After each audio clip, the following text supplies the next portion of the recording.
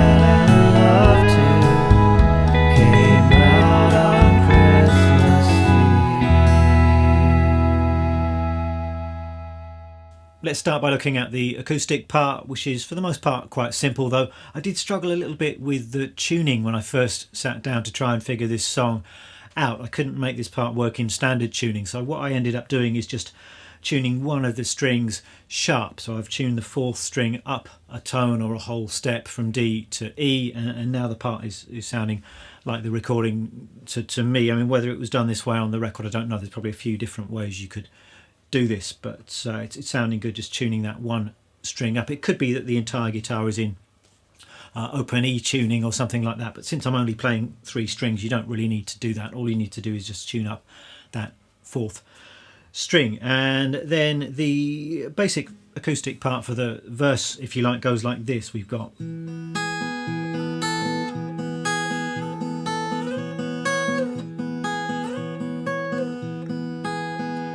you can hear that I've got a couple of open droning strings, and then I've got a melody on the first string. I was sliding around to find that melody note. So it's starting at the fourth fret on the top string, and the pattern I'm playing is this. So I'm picking strings 4, 2, 1, 2. And I'm just moving up to the fifth fret. Same pattern. I'm just going back and forth between those two notes, and then going up higher, that's the ninth fret, down to the fourth fret. 9, 4, 4, 5, 4, 5, 9, 4. And that's the part. We're just kind of cycling round that part. I'm playing this finger style, so I'm using I think mostly a thumb and just one finger. So I've got thumb, and I'm playing the higher notes with my first finger. And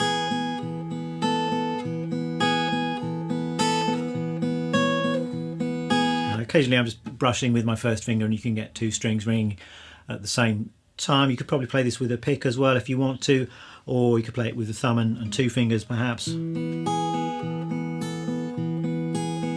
that works well too. So experiment with that and see what works best for you. So that's the main section. There's just one other acoustic bit, which is a bridge section, or perhaps a chorus you might want to call it, and that sounds like this.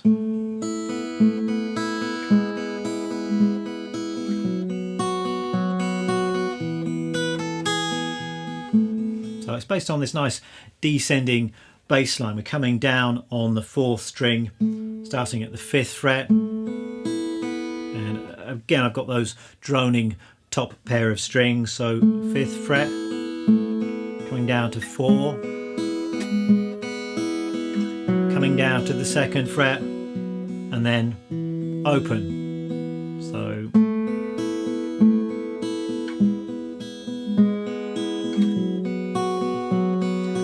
I'm sometimes just adding in an extra note on this shape here at the 2nd fret on the top string. That sounds nice. Then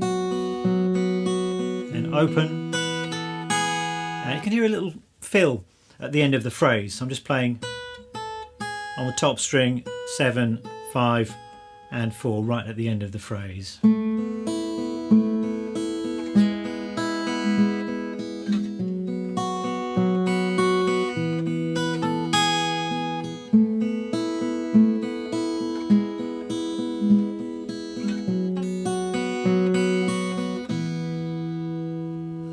The electric part then, and I'm pretty sure that this is in standard tuning, and the opening phrase goes like this.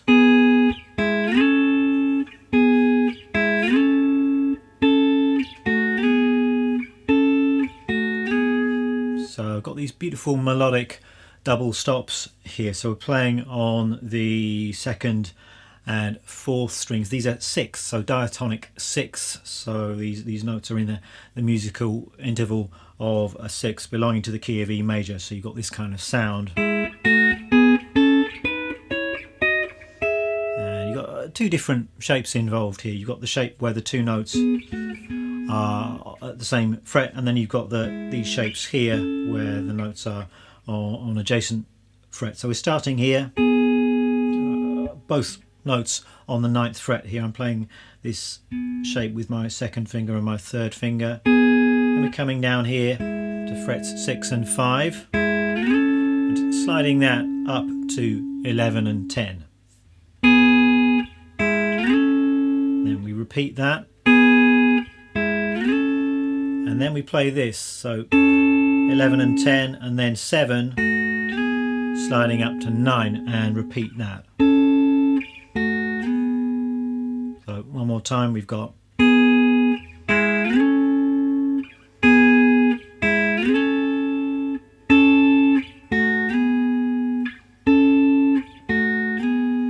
and that's the basic pattern, just kind of cycling through those parts. I think at the very top of the song we're starting with this shape here at the 9th fret. I think on the subsequent repeats we're actually starting with the higher shape, so you just have to listen out for that when you're playing the tune. The riff kind of turns itself around a little bit during the course of the track. And I'm playing this finger style, so just using my thumb and my 1st finger to play these parts.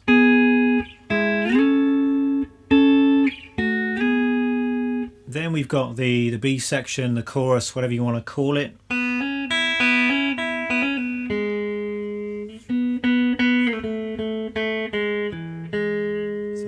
Starts like that. On the chorus we're heading to an A chord kind of a sound. All of the first section of the tune is really just based on E. Then we're going to the 4 chord for the next section, and we've got, so hammering on open to 2nd on the B string, and then got the open top string, little hammer and pull there, coming down to this G sharp 1st fret on the 3rd string, returning to that E sound. Then we've got this, so coming down on the 3rd string, over to this E, and then back to the G sharp, sliding up on the 3rd string there, hitting this double stop, so fret 6 and 5. This is from the A chord, that's the 3rd and the 5th of the A chord, just playing this little 3rd shape. On the B string, 5, 7, 5, sliding up into this little shape here, so frets 9 and 7, and then we're coming down in thirds. So we've got 9 and 7, taking that down 2 frets, and finishing here, which is fret 5 and 4. And you've got an option to end the phrase with a pair of open strings. I think that's what happens on the Gorky's recording. And on the Teenage Fanclub recording, it stays on that shape there. But both of those things work, so do whatever you prefer. So that's it for the electric part. We're just repeating those parts throughout the tune. If you just listen to it carefully, you can hear what bit goes where and how many repeats you've got on these parts. I think one thing I would say is that you can play this quite delicately. So I'm playing fingerstyle, I'm not touching the strings that hard, and I've got a bit of compression on the guitar sound, and that just gives it that kind of nice intimate sound, I think, if you're not playing the strings too hard with this particular tune. The gear that I'm using in this video for the acoustic parts, I was using my Martin 0015M, and I was recording that with a Neumann KM184 microphone. Had that quite close to the guitar at the 12th fret. A bit of compression was added too. I've got an outboard compressor, so just for that kind of nice intimate acoustic sound, it helps having a bit of compression, I think. Then for the electric parts, I was using my Jazzmaster. This is a 65 reissue Jazzmaster, going through my Fender Princeton, just using one pedal, and again it's a compressor pedal. I think compression just helps with that kind of intimate sound. It just brings sounds forward a little bit in the mix, which works for this kind of tune. And the compressor I was using is the Cali 76 compressor, based on the great 1176 studio compressor. It's a really great pedal, quite an expensive pedal, but a very versatile and good sounding compressor. That's it for this video and for this year, I think. And if you would like tab to accompany this video, you can find that on the Patreon page along with my backing track. And it just remains for me to wish you all a very Merry Christmas, and also just like to quickly thank everybody for the amazing support you've given my channel over the past year, in particular the people over on the Patreon page and the people who've bought my courses. It's really those things that allow me to continue making these videos week in, week out. So thank you very much, and I'll see you in the new year.